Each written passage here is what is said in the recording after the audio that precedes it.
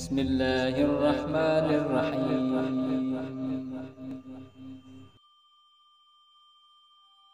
Bismillahirrahmanirrahim.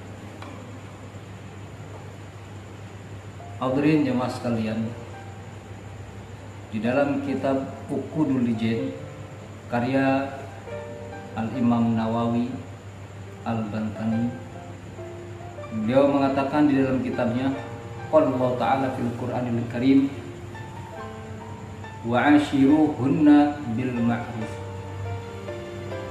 Apa kata Allah Subhanahu wa Ta'ala? Wa ashiruhunna bil ma'ruf. Pergaulilah istri kalian secara patut atau secara bijaksana. Kemudian Al-Imam Nawawi mentafsirkan ayat ini di dalam kitabnya. Apa makna bil ma'ruf? Kata makna bil ma'ruf di sini dikatakan ay bil adl fil mabit. Yang pertama, adil dalam urusan waktu.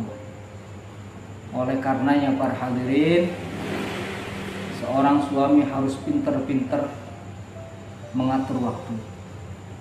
Waktu untuk anak, waktu untuk istri, begitupun waktu untuk keluarga kita. Terlebih lagi sama anak, biar pintar-pintar ngatur waktu. Bercengkrama sama anak di rumah, kata Nabi SAW, itu lebih baik dari ibadah di masjidnya Nabi Muhammad SAW. Bercanda sama keluarga di rumah, bercanda sama anak, lebih baik daripada ibadah di masjid Nabi Muhammad SAW. Terlebih lagi sama istri. Terkadang seorang suami, dia terlalu sibuk dengan urusannya, dia ngikutin syahwatnya. Tempo-tempo ada orang yang hobinya mancing mulu mancing, nggak mikirin tuh bininya di rumah. Kadang-kadang bini kuat dilalerin, kagak dijaba itu bini. Kadang-kadang bini kuatan dekil, kagak disaba itu bini. Kadang-kadang si suami terlalu ngikutin hawa nafsunya. Si suami kadang-kadang terlalu ngikutin syahwatnya. Dia tidak memikirkan bininya di rumah. Padahal Rasulullah SAW mengajarkan kita biar adil sama bini, biar adil sama urusan waktu. Waktunya sama bini, ya sama bini.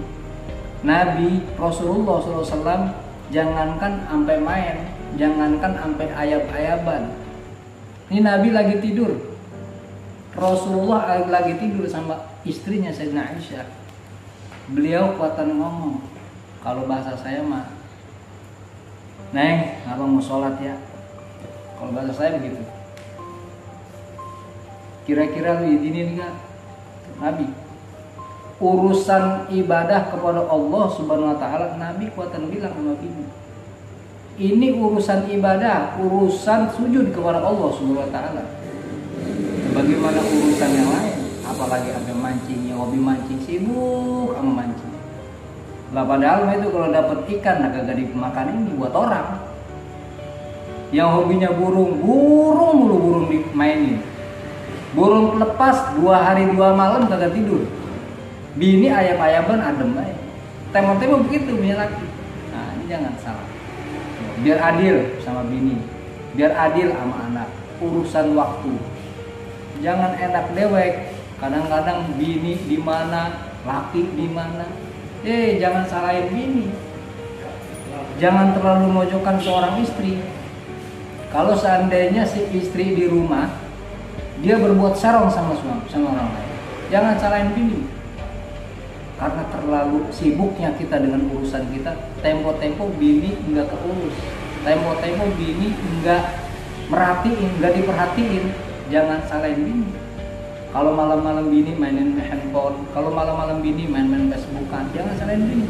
Karena kita seorang laki, tempo-tempo enggak adil dalam urusan waktu. Sayyidina Abu Darda, Pak, ini Sayyidina Abu Darda, orangnya Masya Allah, sahabat Nabi SAW. Beliau ini ibadah malamnya sholat sepanjang malam. siangnya puasa. Sibuk dengan urusan ibadahnya, sampai-sampai bininya terbengkalai. Datang Sayyidina Salman Al-Farisi. Ini Sayyidina Salman sama Sayyidina Abu Darda disatukan sama Nabi jadi saudara. Disatukan sama Nabi jadi saudara. Jadi Sayyidina Salman Al-Farisi sama Sayyidina Abu Darda ini saudara. Pernah satu hari Sayyidina Salman Al-Farisi main ke rumah Sayyidina Abu Darda. Begitu masuk dalam rumah, bininya Sayyidina Abu Darda kucel, pakaiannya semrawut, mukanya enggak dipoles, mukanya enggak didandanin, walhasil kucel dari Sayyidina Abu Darda. Bininya Sayyidina Abu Darda. Kata Sayyidina Salman Al-Farisi, kenapa engkau tidak berhias? Kenapa engkau tidak bersolek? Apa kata istrinya? Aku punya suami sudah tidak lagi memperdulikanku. Dia sibuk dengan ibadahnya. Dia sibuk dengan Tuhannya. Malam dia sibuk, sepanjang malam dia ibadat, siangnya pun dia puasa. Tidak ada waktu untuk diriku. Kemudian Sayyidina Salman Al-Farisi manggil Sayyidina Abu Darda. Dinasihatin Sayyidina Abu Darda. Meskipun itu urusan ibadat, tapi di situ ada hak seorang istri. Ada hak seorang istri. Jangan terlalu beribadah. Ibadah bagus, tapi kalau terlalu diporsil dengan ibadah juga jadi nggak bagus. Ingat, ngegirangin hati orang itu lebih baik daripada wirid.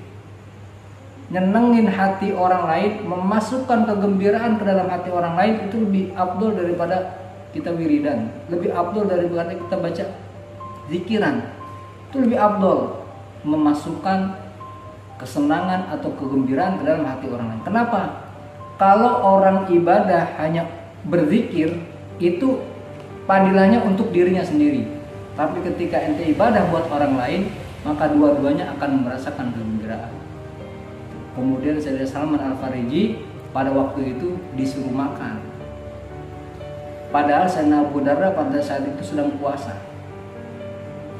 Ditawarin makan Sayyidina Salman, makan. Kalau bahasa saya makan tuh. Kata Sayyidina Salman Al-Farisi, ana nggak mau makan kecuali ente makan. Habis itu dibuka puasa. Walaupun Sayyidina Abu Darda pada saat itu sedang puasa, karena Sayyidina Salman Al-Farisi datang, dibuka puasanya. Nah ini ibadah namanya. Jangan terlalu memporsil badan kita sendiri. Nggak boleh, nggak bagus. Ada waktu untuk bini, ada waktu untuk anak, ada waktu ngirangin dia, ada waktu nasehatin dia. Ini Rasulullah SAW mengajarin kita seperti itu. Kemudian yang kedua, makna dari bil ma'ruf, kata Imam Nawawi, wan nafaqah, dan urusan nafkah. Urusan nafkah juga biar adil, urusan nafkah juga biar bagus, biar ma'ruf biar bijaksana sama bini. Biar bijaksana sama anak. Jangan ngikutin emosi, jangan ngikutin syahwat kita. Kadang-kadang seorang laki, Pak, zalim sama keluarganya. Dia nggak punya duit, berani ngutang ke warung buat ngikutin syahwatnya. Tapi anaknya ngejerit minta jajan, dia nggak peduli. Tempo-tempo ada begitu. Tempo-tempo ada laki yang model begitu. Begitu juga masalah belanja. Kadang-kadang ada suami terlalu pelit sama istrinya. Malah ada kadang-kadang gajian 4 juta ngakunya 3 juta. Kadang-kadang begitu. Ada juga kadang-kadang gajian duitnya ditilap sedikit. Gajian 2 juta dikasihin ke bini 1.500.000. Yang 500 dipegang sama dia. Ya Rasulullah SAW nggak ngajarin begitu. Biar adil sama nafkah. Urusan nafkah biar adil. Malah ada hari-hari tertentu yang bini itu nafkahnya lebih ditingkatin. Ada hari-hari tertentu. Contohnya seperti bulan Muharram. Tanggal 10 Muharram itu sunnah. Bini biasanya dikasih 100.000, tambahin 200.000. Sunnah. Begitu juga besok nih bulan puasa, bulan Ramadan, Sunnah seorang suami menambahkan nafkah kepada istrinya. Yang biasanya kasih 70.000, kasih 100.000. Itu sunnah. Nah, ini urusan nafkah. Bini bapak kadang-kadang kagak, bini itu paling kagak seneng kalau kita kasih duit ditanyain. Itu bini gak seneng. Itu bini kagak seneng, ngambek dia. Kalau kita tanyain, kemarin apa lu gua kasih duit? Kadang-kadang bini begitu kagak seneng dia. Gak demen yang begitu. Makanya kita mah laki, urusan laki. Kasih bini nafkah. Urusan masakan, urusan dia. Mau dia belanja apa kek, disediain ke kita, dihidangin kita makan. Ini namanya bagus. Ini namanya suami yang berakhlak. Ini namanya suami yang adil. Innamal mu'minina imanan ahsanuhum khuluqa wal tofuhum li ahlihi. Sempurnanya iman, keimanan seseorang itu orang yang paling bagus akhlaknya dan paling lemah lembut sama bini. Lemah lembut sama bini. Pulang kerja, tempo-tempo bini, kadang-kadang tempo-tempo bini kita kalau lagi pulang kerja, rumah berantakan. Sadarin, apalagi yang anaknya banyak. Kan tempo-tempo begitu, bini kita pulang, bini di rumah berantakan. Kadang-kadang laki suka marah. Apa gawainya sih malu? Tiba urusan begini kagak bisa. Rumah kagak dipelin, depan rumah kagak disapuin, berantakan dalam rumah. Kadang-kadang suka begitu, suka marah. Kita juga nyadarin, apalagi yang punya anak banyak. Dia repot, dia sibuk. Kita harus bijaksana, kita harus sadar diri. Itu Rasulullah yang ngajarin urusan nafkah, diperhatikan. Yang ketiga, wabil ijmali fil qaul. Bagusin ucapan, bagusin kata-kata. Bini paling senang Pak dipuji. Bini paling girang dipuji. Punya bini kita pulang kerja, bini rapi pakaiannya. Bibirnya dimerahin, pipinya dibedakin, badannya diwangi-wangin. Kita pulang kerja, puji itu bini. Kalau bisa kita cium, ya Allah, malu cakep banget. Nggak ada lagi udah orang yang paling cakep selain bini gua. Ya Allah itu bini girang bener tuh begitu itu. Masya Allah,